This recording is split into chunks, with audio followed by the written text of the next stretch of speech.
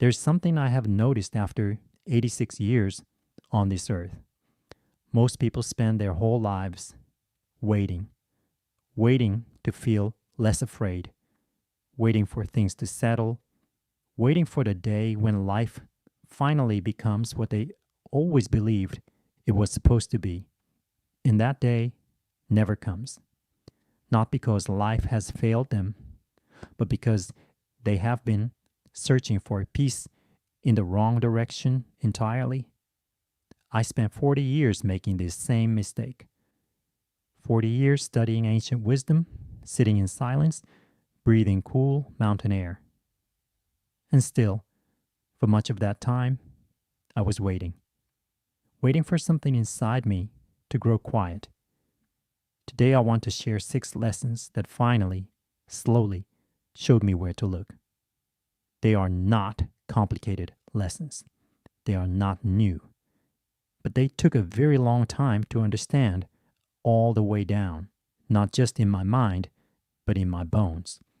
And the last lesson, the 6th one, I have saved for the very end.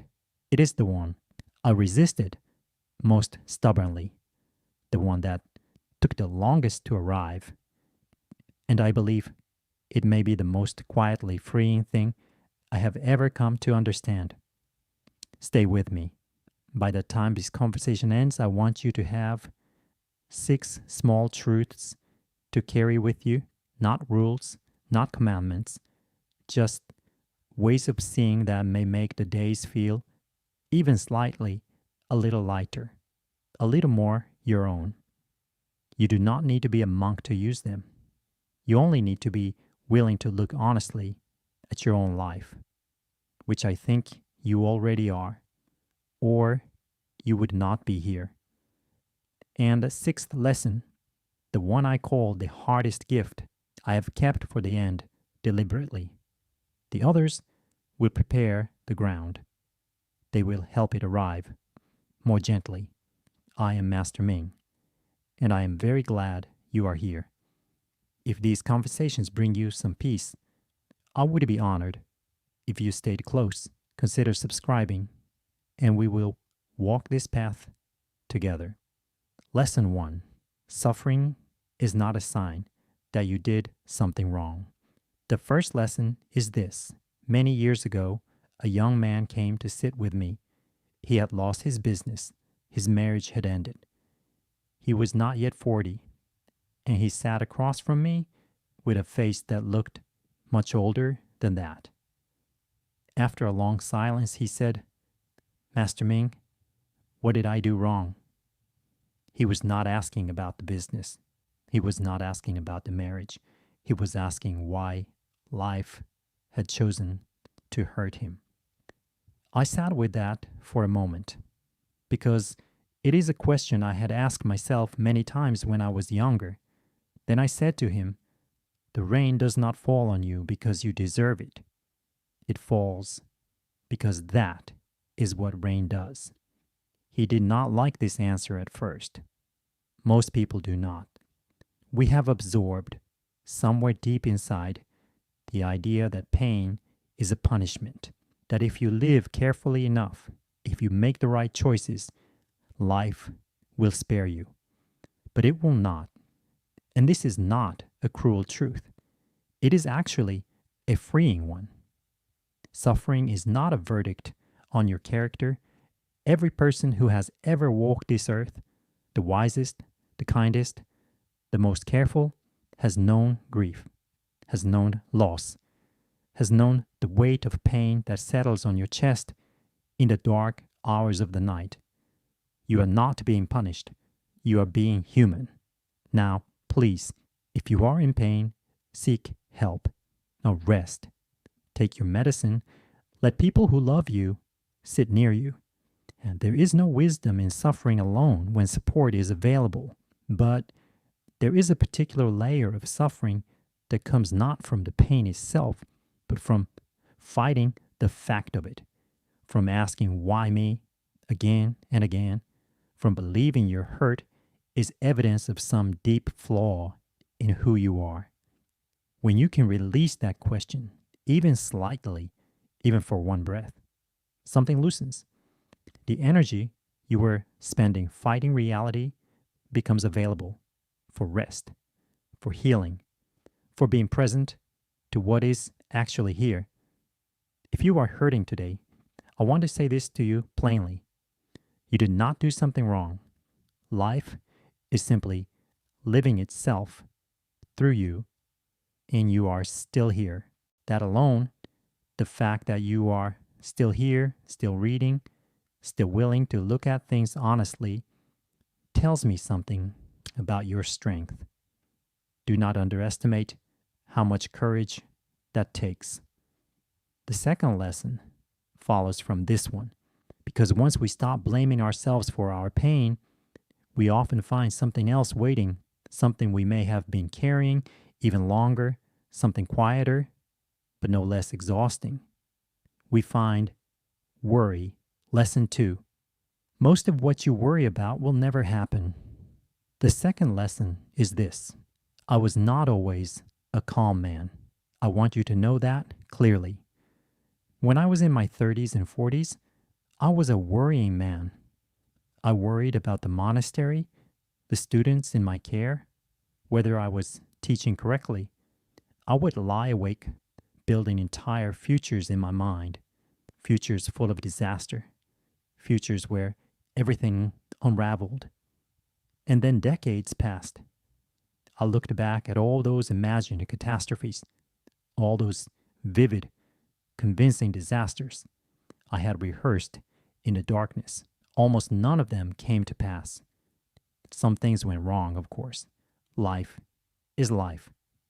But the exact shape of what I had feared, the specific disaster I had rehearsed so many nights, almost never arrived. Here is what I came to understand. The mind is a storyteller. This is one of its greatest gifts, the ability to imagine, to plan, to anticipate what might come. But the mind does not always know the difference between a story it is telling and something actually happening right now. And so it worries. It generates futures. It rehearses pain that has not arrived. And the body, which listens faithfully to everything the mind says, begins to feel that pain as though it were real. Here is what I eventually learned to do. When worry comes, and it will come, for all of us, I do not argue with it. Arguing with worry only makes it louder. It is like trying to quiet a river by shouting at it. Instead, I say to the worrying mind, gently, as I would speak to a frightened child, I hear you. I know you are trying to protect me, but we do not need to rehearse this tonight. And then I find one real thing, something actually present in the room, the warmth of a blanket, the sound of wind, the feeling of my own breathing. I come back to what is, not what might be, what is. If you carry worry to bed most nights, try something this evening. When a worried thought begins to build its story, say quietly, this is a story my mind is telling. Right now, in this moment, I am safe. And breathe. Just breathe. The body already knows how to rest. Sometimes it only needs the mind to stop insisting on danger long enough for rest to arrive. The third lesson may be the most difficult to hear, but I have watched it bring more lasting peace to more people than almost anything else I could share. The people who hurt you were also hurting. The third lesson is this. I knew a woman once who came to the monastery with her daughter. She was in her 70s, with careful white hair and very still hands. She had the quality of someone who had learned to hold herself tightly together over a long time. The quality of a person who has decided, somewhere along the way, that softness is too dangerous. Over tea, she spoke about her mother. Her mother had been cold, critical, withholding in a way that left marks that did not show on the outside but went deep nonetheless. The woman had grown up feeling she was never quite enough, never quite right, never quite what was wanted. Her mother had been dead for 20 years, and still this woman carried her. Carried the coldness, carried the sting of particular words spoken in the kitchen when she was 9 years old. After a time, I asked, "Do you know anything about your mother's childhood?" She was quiet. Then she said, "Her father left when she was 4. She raised herself, almost. She never had anyone to show her what warmth looked like." I said, "She could not give you what no one had ever given her." Something moved across the woman's face. Not forgiveness exactly, but something opening. I want to say something carefully here. Understanding is not the same as excusing. If someone caused you real harm, you do not have to pretend they did not. You do not have to welcome them back into your life or call what they did acceptable. Some harm is real. Some harm takes a long time to heal. But bitterness is heavy, and we are the ones who carry it. When we hold anger for decades, we are not hurting the person who hurt us. We are spending our own peace, our own quiet hours on someone who may not even know we are still thinking of them. When we can begin to see those who hurt us as people who were themselves afraid or damaged in ways they did not choose, or empty in ways no one ever helped them fill, something shifts, not all at once, but a little. Here is a quiet practice for this. Find a still moment this evening. Bring to mind, gently, the person who hurt you, not to excuse them, but to look at them fully. Ask, what do I know about their life? What were they carrying? What were they never given? If you can find even one thread of their humanness, one glimpse of the frightened or lost person behind the one who hurt you, hold that thread gently and notice what happens in your own chest. Often, a little space opens, a little room to breathe. You are not doing this for them. You are doing this because you deserve to put down what is not yours to carry for the rest of your life. We have reached the halfway point of our time together, and I want to remind you, the 6th lesson is still coming, the one I call the hardest gift. I think when it arrives, you will recognize it.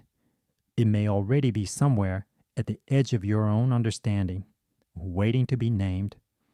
But first, I want to ask you something. Not a question you need to answer out loud. When did you last feel truly at peace? Not because everything was resolved and all the difficult things had been fixed, but in spite of all of it, in the middle of all of it, can you remember such a moment? What I am about to share is about exactly this.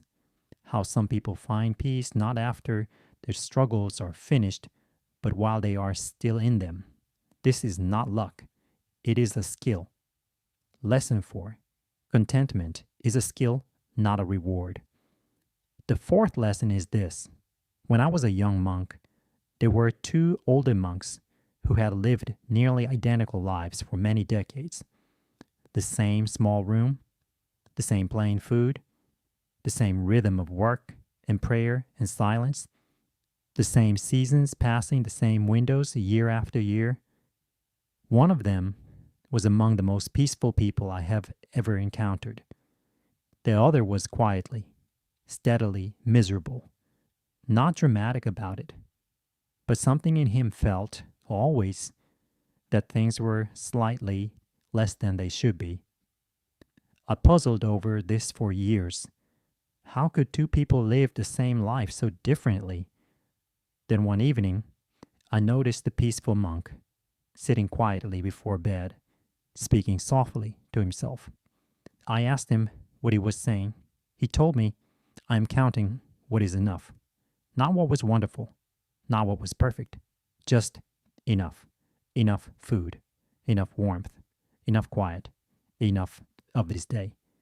The other monk, I noticed over time, was always measuring, always comparing this meal to a better one remembered, this season to a more pleasant past one, always looking at what was missing. Both men lived in the same world, but entirely different inner ones. Contentment is not a feeling that arrives when circumstances arrange themselves correctly. It is not the reward waiting at the end of enough patience or suffering. It is a practice, something you do gently and repeatedly until it becomes more natural, like strengthening a muscle, like learning a simple instrument, awkward at first, then gradually easier. Here is where to begin. Tonight, before you sleep, find 3 things that were enough today. Not wonderful, not perfect, just enough. The roof that kept you dry, the meal that filled you, the body that carried you through another day, even if imperfectly, the fact that you are still here. Small things count entirely. Small things are the material a life is made of. Do this for 7 days, just 7, and see whether anything shifts, even slightly, in how you meet your mornings. You are not pretending problems do not exist. You are training your attention to rest briefly and genuinely on what is already here, already real, already enough. Lesson 5. Time does not run out. Presence does. The 5th lesson is this. When I was around 70 years old, I had a realization that surprised me. I was sitting with a cup of tea one ordinary afternoon. The light was at a particular angle. The cup was warm in my hands, and I realized I could not remember the last time I had actually tasted my tea. I drank tea every day, but my mind had been elsewhere, in a conversation from the previous week, in a lesson I was preparing, in some old exchange I was still revising in my head, saying better things than I actually said at the time. The tea itself, the warmth, the taste, the present reality of it had simply passed me by. I thought, if this is happening with the tea, what else is it happening with? I had been a monk for 50 years. I had meditated every day, watched more seasons change than I could count. And I had spent much of that time, honestly, much of it, somewhere else, not physically, mentally. This, I believe, is one of the quiet sorrows of modern life. We are alive for every moment, but we actually inhabit very few of them. We eat while thinking about tomorrow. We sit with people we love while elsewhere in our heads. We walk without feeling the ground beneath our feet. And then years pass, and we wonder genuinely where they went. But time does not disappear. Presence does. Here is a practice, very small. Please do not let its smallness fool you. Once each day, just once, choose one ordinary moment to be in completely. The first cup of something warm in the morning, a few minutes near a window, the simple act of washing your hands, whatever you choose, do only that. Taste what you are tasting, feel what you are feeling. When the mind wanders, and it will, this is not failure, gently bring it back, without irritation, without self-criticism, just back. 5 minutes of genuine presence is worth more than 5 hours of half attention scattered across a day. And slowly, something changes. The ordinary begins to feel less like filler between the important events, less like the waiting room of a life that hasn't quite started yet. It begins to feel like the thing itself, because you are actually there for it. You are living it as it happens, not watching it pass from somewhere slightly removed. We are very close now to the 6th lesson. Everything I have shared today has been, in some quiet way, preparing the ground for it. All 6 lessons are connected, but the last one, I think, is where they all come to rest. Lesson 6. The saved tip. Let go of the person you were supposed to become. The sixth lesson. The one I saved for you. Let me tell you where this one came from. I was 76 years old. I had been a monk for more than 50 years. By most ways of measuring, it was a life well lived. The students I taught had gone on carefully. The practice had given me much silence, understanding, deep companionship, and yet there was a younger version of me. I could still find him in my memory, who had once stood at the beginning of his life and imagined different paths, who had wondered what it might be like to have a family, to travel to distant countries, to become someone whose name was known, whose words reached many people, whose life left a large and visible mark. I had made other choices. I believe they were right for me. But at 76, I found this younger self still living somewhere inside me, still holding those unlived lives, still, in quiet moments, measuring the life I had lived against the lives I had imagined. I want to be honest with you. That comparison was hurting me, not loudly, not in a way anyone around me would have noticed. But there it was, like a stone worn smooth from being carried so long.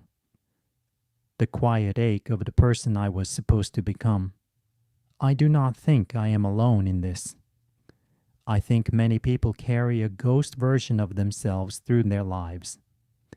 The self who was going to achieve something significant before it was too late, who was going to repair that important relationship while there was still time, who was going to do the thing, travel to that place, say those words, become that person that they had always promised themselves they would one day do.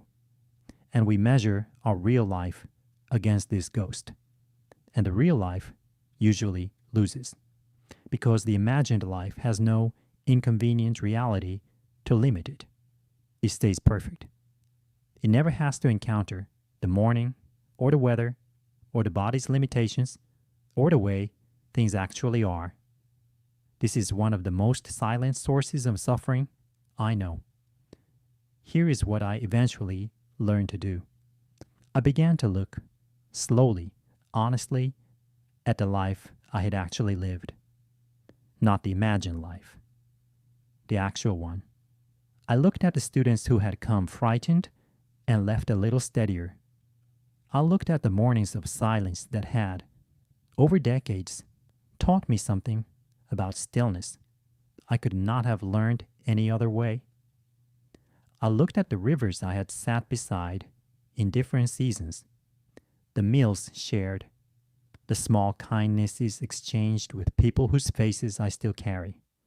And I began to say to myself, quietly, without performance, this was real, this was mine, this was enough, not as consolation, not as settling, as recognition. Because here is the truth I want to leave with you. The life you have actually lived is not a lesser version of the life you imagined. It is its own thing entirely, with its own texture, its own particular beauty, its own meaning that a different life could never have contained. The relationships you built and tended and sometimes struggled through, the difficulties you survived that you did not know you could survive, the small moments of grace, the unexpected kindness, the conversation that quietly changed something, that existed only because your life went a particular way it went. That is a real life. Your life is a real life. Here is a gentle practice for this. Find a quiet time, perhaps this evening. Sit comfortably. Bring to mind one chapter of your life, one period, one season of years. And instead of asking what you should have done differently, ask different questions. What did I carry? through that time? What did I learn even without being taught?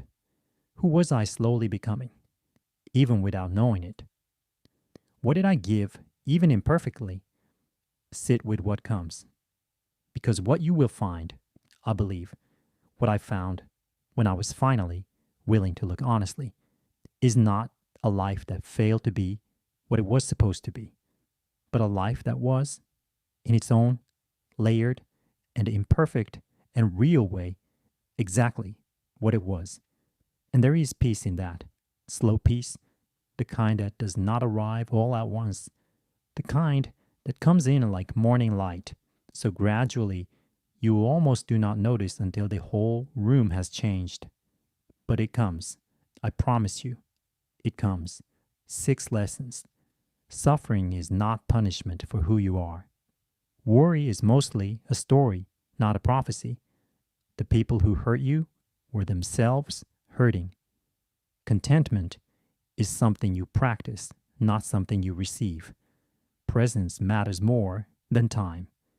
And the life you have actually lived, the real one, the imperfect one, yours, deserves your full recognition. None of these are easy. I want to say that clearly because I do not want you to hear them and then feel that you have failed if they do not arrive quickly or completely. I have spent most of my 86 years working on each of them. There are still mornings I wake and must begin again, with patience, with worry, with the quiet ache of roads not taken. The work of a life is not finished at any particular age. That is not a sad thing. That is what it means to still be alive and still be growing. But here's what I know. All the way through, after all this time, peace is not waiting at the end of struggle. It is not the reward delivered when everything is finally resolved and all the difficult things are behind you. It is something we touch briefly and gratefully in the middle of everything. In the cup of tea we finally taste, in the breath after a long cry, in the moment we look at our own life honestly, all of it, the beauty and the sorrow held together, and say, yes, this is what I was given, and it is enough. You have lived a long time. You have carried much. I hope you will allow yourself a little more each day to rest in what you have built, to see the person you have slowly and genuinely become. May you find one small moment of peace today, just one, and may that one small moment be enough, truly enough, to carry you gently and kindly to tomorrow. Tell me in the comments, which of these 6 lessons speaks most to you right now? Which feels most needed, most timely? I read every message. I'm grateful for each one. If these conversations have been good company, I would be honored to have you subscribe and continue this journey with me. Next time, I will share something that grows naturally from what we have spoken of today. Why the ancient monks believed that how you meet small discomforts quietly and with patience shapes how you will one day face the large ones, and the simple practice they use to build that inner steadiness, one ordinary morning at a time. I will see you then.